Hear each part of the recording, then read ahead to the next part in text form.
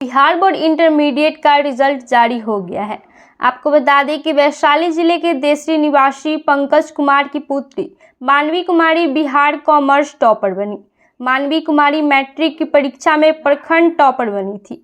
मानवी के पिता पंकज कुमार अखबार बेचने का काम करते हैं। इस बार मानवी कुमारी ने Bihar commerce topper 4th rank लाकर बिहार की नहीं बल्कि जिला सहित गांव की भी नाम रोशन की है। क्या कर रही है टॉपर मानवी कुमारी, वो सुनिए। जैसा कि आप सब जानते हैं कि मैंने कॉमर्स में 474 नंबर लाके अपने स्टेट में 4th पोजीशन हासिल किया है। ये बात से बेशक मुझे बहुत खुशी हो रही है। और जो मेरे मित्रगण हैं या फिर जो भी जूनियर्स हैं मेरे, जो इस साल कॉमर्स से पढ़ने वाले स्पेशली, उन्हें मैं यही कहना चाहूँगी कि मेहनत करो, फिर तुम्हें सब कुछ मिल सकता है और अच्छे से पढ़ो। और स्पेशली जो भी क्लास 11th में जा रहे हैं, उन्हें मैं ये कहूँगी कि 11th को ईजिली मत लो, 11th को भी अच्छे से पढ़ो, क्योंकि 11th आपका बेस बनाता है। 11th में अगर आपका अच्छा बेस बन गया तो फिर 12th बहुत ईजी होता है, ठीक है। तो फिर 11th भी अच्छे से पढ़ो और जो 12th में है वो भी अच्छे से पढ़े। ये नहीं कि लास्ट 2-3 मंथ्स में सीरियस हो गए, नहीं, स्टार्टिंग से मेहनत करनी पड़ती है। लास्ट मंथ में आप बस पासिंग मार्क्स ला सकते हो, लेकिन अगर आप पासिंग मार्क्स नहीं ला के अच्छे नंबर लाना चाहते हो, कुछ ऐसा पोजीशन चाहते हो, तो आपको साल भर मेहनत करनी होगी, तब आप इस पोजीशन पे आज मैं हूँ, क्या पता कल आप हो। प्रारंभिक शिक्षा कहाँ से शुरुआत हुई आपकी? आज प्रारंभिक शिक्षा मैंने सीबीएसई बोर्ड से की है, school Saint Michael public school Desari Vaishali, वहाँ से मैंने 10th किया है सीबीएसई से।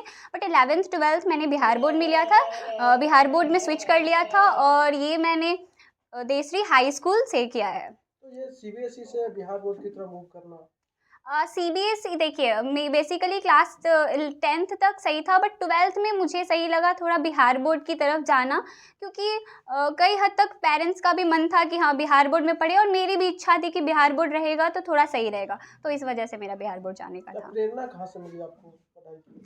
पढ़ाई की प्रेरणा एक्चुअली बचपन से ही मैं पढ़ने में सही रही हूँ, और मैं बचपन से दादी के साथ रही हूँ, तो दादी मेरी पढ़ाई में काफ़ी बेहतर है बोले तो। वो अपने एज के अकॉर्डिंग उस टाइम पे वो जितनी सही हैं, काफ़ी इंस्पिरेशन है वो गांव में भी, तो उनके साथ रह के पढ़ाई में मेरी रुचि बचपन से रही है, बचपन से वही मुझे पढ़ाई हैं, तो उनके साथ रह के बचपन से ही मेरे को पढ़ाई में रुचि है। आगे क्या करना है, क्या बनना चाहते हैं? चूँकि मैं कॉमर्स स्ट्रीम से हूँ, तो कॉमर्स में सबसे एक प्रोमिनेंट करियर होता है चार्टेड अकाउंटेंसी का, और मुझे चार्टेड अकाउंटेंट बनना है आगे जाके। फैमिली बैकग्राउंड के बारे में बताइए। अगर फैमिली बैकग्राउंड की बात करूँ तो मेरे पापा न्यूज़पेपर बेचते हैं, मम्मी जस्ट गृहिणी है।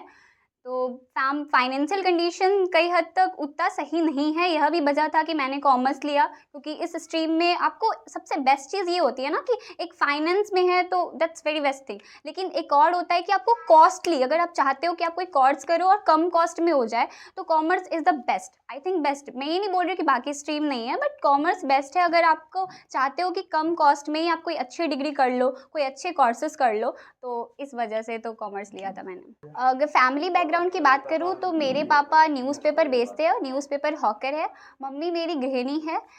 मैं कुल 4 भाई बहन हूँ, जिसमें मेरी 2 बहनें और मैं, और एक मेरा भाई, जिसमें कि मेरी 2 बहनें दिव्यांग है।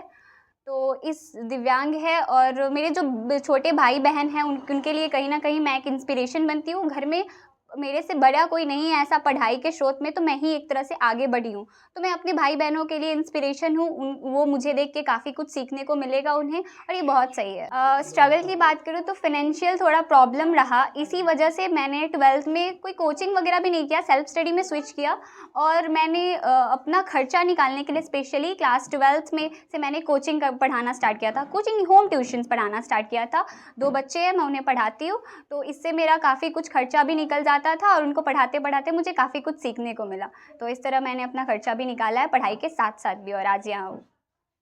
तो क्या आगे भी जारी रखेंगे, कोचिंग भी चलाते थे? हाँ, आगे भी मैं होम ट्यूशन्स ज़रूर पढ़ाऊँगी, क्योंकि कहीं न कहीं पढ़ाने से मुझे यह पता चला कि मुझे पढ़ाने में काफ़ी रुचि है, और उससे मुझे मेरी पढ़ाई में मुझे नहीं लगता कि कोई दिक्कत हो रही है। अगर आप 1 घंटा 2 घंटा निकाल पा रहे हो और उससे आपको कुछ अर्न करने को मिल रहा है, और बेसिकली मैं क्या कर रही हूँ, पढ़ा रही हूँ, तो पढ़ाने से लोगों को सीखने को ही मिलेगा, और इससे मेरी पढ़ाई में मैं नहीं कहती बाधा पड़ा था। आप देख सकते हो इतना मार्क्स मेरा आया, तो मैं पढ़ाने के साथ-साथ, अर्न करने के साथ-साथ ये कर रही हूँ। तो मैं भी अगर कहना चाहूँगी कि आप लोग 11th 12th में हो, तो अर्न करने के साथ-साथ, थोड़ा बहुत फैमिली को सपोर्ट करने के साथ-साथ आप पढ़ाई भी कर सकते हो, इससे आपको ज़्यादा प्रॉब्लम नहीं होगी। क्या सोशल मीडिया में आप? सोशल मीडिया पे तो मैं उतनी एक्टिव नहीं हूँ, बट एकदम वो नहीं हूँ। एक होता है ना, इंसान को खुद से कंट्रोल करना पड़ता है। कोई चीज़ आपका एडिक्ट बनाना, उसको आपके वश में आपका कब हो जाएगा, जब आप उस पे पूरा टाइम इन्वेस्ट कर रहे हो। तो नहीं, मैं एकदम उससे हटी नहीं थी, मैं थी, बट एक टाइम लिमिट के साथ अपनी पढ़ाई को जारी करते हुए मैंने स्क्रॉल भी किया, इंस्टाग्राम सब कुछ किया है।